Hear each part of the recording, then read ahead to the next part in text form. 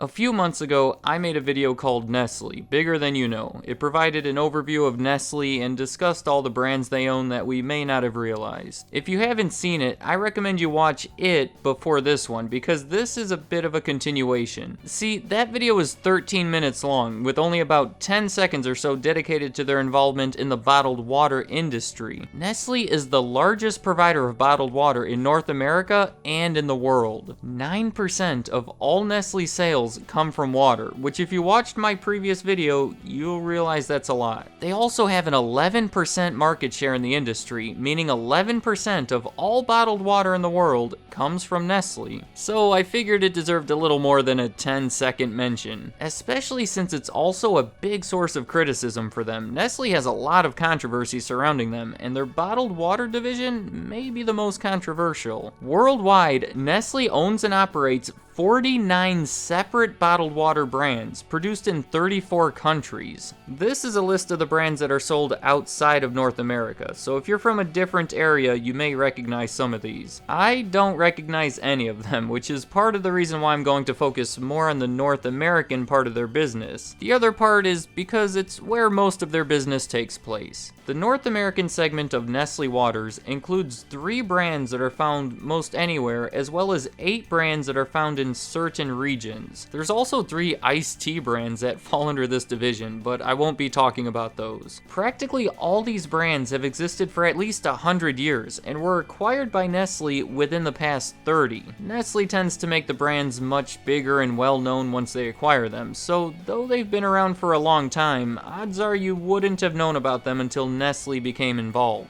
As for the 3 brands that are found throughout the country, the first one they acquired was Perrier in 1992. This is a sparkling water that's sourced from France, and it's one of the few that were really big even before Nestle. They're even partially responsible for making bottled water popular in the US back in the 1970s. In 1999, Nestle acquired another big brand called San Pellegrino, or S. Pellegrino. Not sure why they dropped the AN a lot of the time. This one comes from Italy. The last of the waters in this category is Nestle Pure Life. You probably already knew this one was made by Nestle, but before the year 2000, it wasn't. It was acquired from a company called Aberfoyle Springs. Nestle quickly changed the name. And for the regional brands, there's 4 that stand out. Arrowhead is Nestle owned as of 1987. Almost all the water for this brand is sourced from California, so as a result, it's mainly sold in California and the surrounding area. Also in 1987, they acquired Ice Mountain, which gets most of its water from Michigan, so again the people from that surrounding area would be most familiar with this one. In 1993 they acquired Poland Spring, which comes from Maine, so this is the brand sold in the New England area. New Yorkers probably recognize this one the most. And finally, in 1993, Nestle acquired Deer Park. They get their water from Pennsylvania and Florida, so I'll just call that whole southeast area the Deer Park region. The other 4 brands I've yet to mention are Aquapanna, which is actually sourced from Tuscany, Italy, Resource, sourced from Pennsylvania, and there's also Ozarka, local to Texas, and Zephyr Hills, local to Florida. It's unlikely anyone watching this video is too familiar with every brand I mentioned, but it's very likely that you're familiar with a few of them. If you're from California and you heard about Arrowhead for the first time here,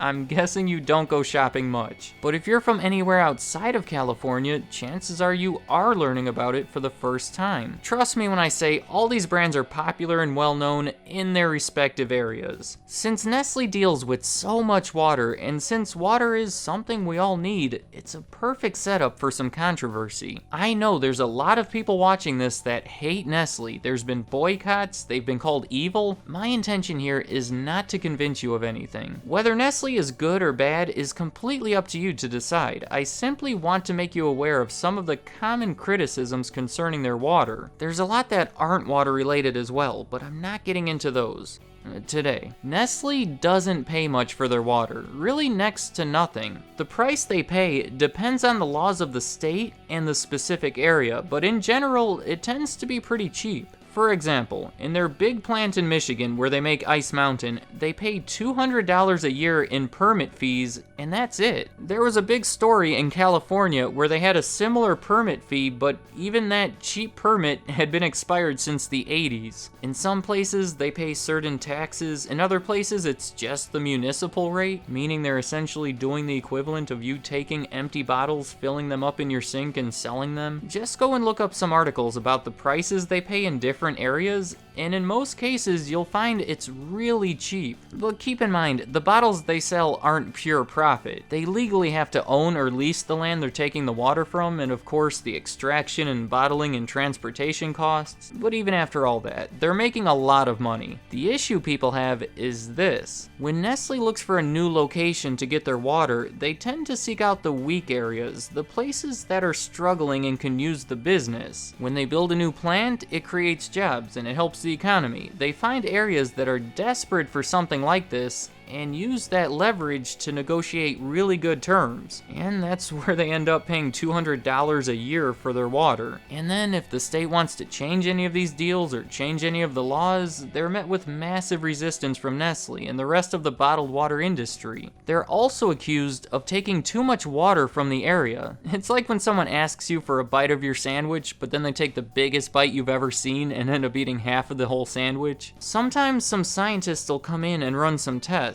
and say they're depleting all the water from the area, but then Nestle comes in with their scientists and say there's no conclusive evidence of that and everything they're doing is sustainable. Nestle is convincing, but the popular belief does seem to be that the environment would be better off if Nestle wasn't messing with it. There's also other environmental issues concerning the pollution they cause in extracting all the water, as well as the plastic bottles they use to sell it. And then they also get bad publicity whenever there's a water crisis near one of their areas. Like when Flint, Michigan is desperate for water and they're forced to pay high prices for their water that Nestle just extracted from a few miles away and put into bottles. The same thing goes for California in their droughts. This kind of stuff makes a company look bad and raises a ton of ethical questions. Consider if an area were desperate for water and I come in selling water from a few towns over at a huge markup, I might not come off as the most likable person. There's even more extreme cases of Nestle doing this outside of North America. There's been accusations of them draining all the water from certain regions and selling it back to the locals, so they're forced into buying their water instead of just obtaining it for free. Along those lines, in 2005, the CEO of Nestle said he believed that water is not a human right.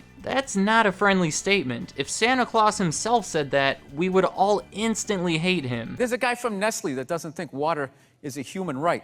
I mean, that guy should be hunted down and shot. It's believed that the CEO says it because it allows him to get away with the practices I was describing. If water isn't a human right, then it should be fine if he just takes all of it. If you want any water, you have to go through him. That's how you picture the guy talking. I want to own the water. I want to have it underneath my house. And just... It's obviously a crazy statement that everyone would disagree with. It's things like this that make me think that Nestle doesn't even care about their reputation. He later came out to say that it was taken out of context and he didn't mean it in the way that everyone perceived it, but what else would you say after such a backlash? It's still pretty sketchy to me. There's a lot more to it, but these are the highlights as to why people disapprove of Nestle waters. For some of it, you could make points in favor of Nestle, but for a lot of it, it's hard to defend them. If you have any more details about any of this or any other controversies I failed to touch on, leave them in the comments. But also let me know in the comments how you perceive Nestle and their water division, both before and after watching this. Did you know they were so controversial, and did you know that they were behind all these water brands that you probably see regularly? Just by looking at the labels, I don't know how you would have known. And a quick note, if I pronounced anything wrong or different from the way you do, just relax about it. If you say Perrier instead of Perrier, it's fine. You wouldn't believe how many comments I got last time saying I pronounced Nestle wrong. No need to leave them again. I know there's an accent over the E that makes it sound like Nestle, but in the US, we don't have accents over our letters, so we all just kind of say Nestle. That's why I love Nestle Crunch. Creamy, crispy Nestle Crunch. New Nestle Pill House. The Nestle Blue Freezer. Nestle is building a new bottled water plant. Nobody's wrong, just two different ways of saying it. So any comments related to that, no need for them. But anything else you have to say about Nestle and their water, leave it in the comments. I'd like to hear what you have to say. Thank you for watching.